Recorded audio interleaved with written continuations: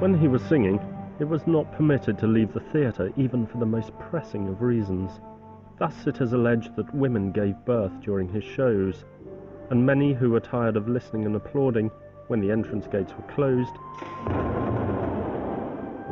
either jumped furtively off the wall or else pretended to be dead and were carried out for burial.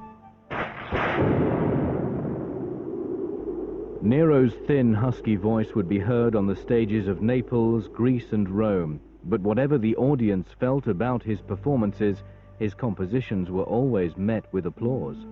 He had some young men who were called equites, and these followed him around and applauded him, and then one day he was told that in Alexandria there was a tradition of actually training people to clap, and he thought this was a wonderful idea, so he had his clap trained to do this, but apparently he was so pleased with the effect that he couldn't pass it up.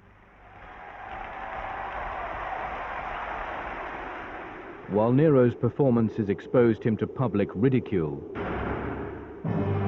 his private behavior was becoming increasingly salacious. He prostituted his own body to such a degree that when virtually every part of his body had been employed in filthy lusts, he devised a new and unprecedented practice as a kind of game, in which, disguised in the pelt of a wild animal, he would rush out of a den and attack the private parts of men and women who had been attached to stakes. It was becoming clear that Nero's appetite for self-indulgence was out of control. The emperor was turning into a monster. As a ruler, the most serious things he does is to exploit the empire and to take its resources for his own purposes, and by doing so, to actually endanger the safety and security of his subjects. In 60 AD, on the edge of the empire, in a place called Britain, Roman tax collectors brutally robbed the queen of a local tribe. She was flogged, and her daughters were raped. It was a big mistake. Queen Boadicea incited her people, the Iceni, to revolt. In a lightning campaign across southern Britain, they destroyed Colchester, London, and St. Albans, killing the Roman inhabitants. In Rome, Nero panicked and made plans to evacuate the island forever, but his generals were prepared to stand firm and fight for the Roman Empire. The first great battle of Britain took place at an unknown location in central England.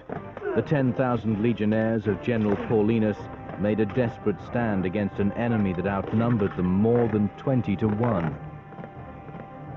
Against all odds, the legionnaires carried the day. Boadicea poisoned herself. Nero's empire was safe, for now.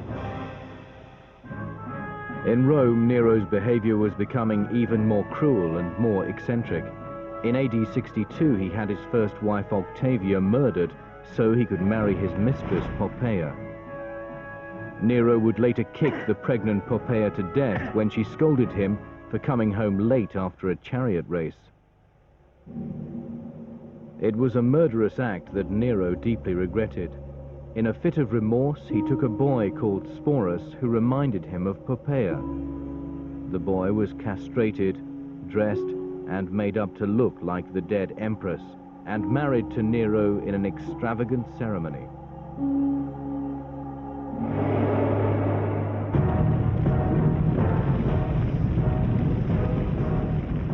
In AD 64, a great fire ravaged the center of Rome for 6 days.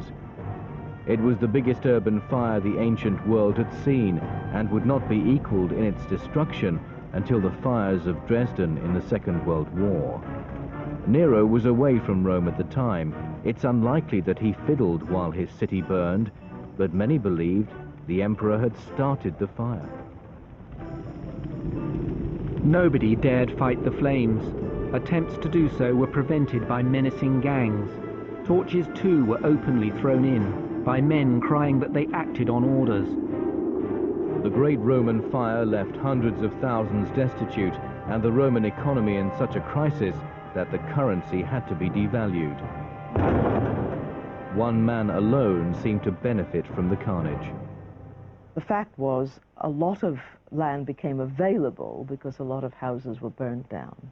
And the emperor took advantage of this in order to build this palace. And he started building it in various quarters of the city simultaneously. So the impression that he was taking over the city, and also the sufferings of the individuals who lost their property, created a very bad impression. Nero cleared an area the size of London's Hyde Park in the center of Rome.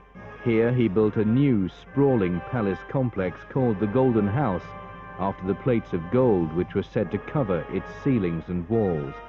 It contained an enormous lake and expansive grounds, which were populated with all manner of exotic animals.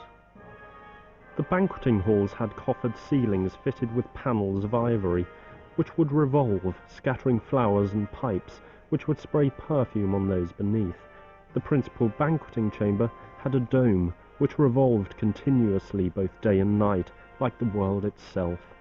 When the house was brought to completion in this style, and he dedicated it, he said nothing more to indicate his approval than to declare he had at last begun to live like a human being. It is, as it were, Nero's great statement in the city of Rome, and remember that in front of it, at its gate, is this enormous, colossal statue of the sun, but with the features of the emperor. The purpose of the Golden Palace? To laud and praise the name of the great man. It becomes yet one further reason to condemn him after his fall.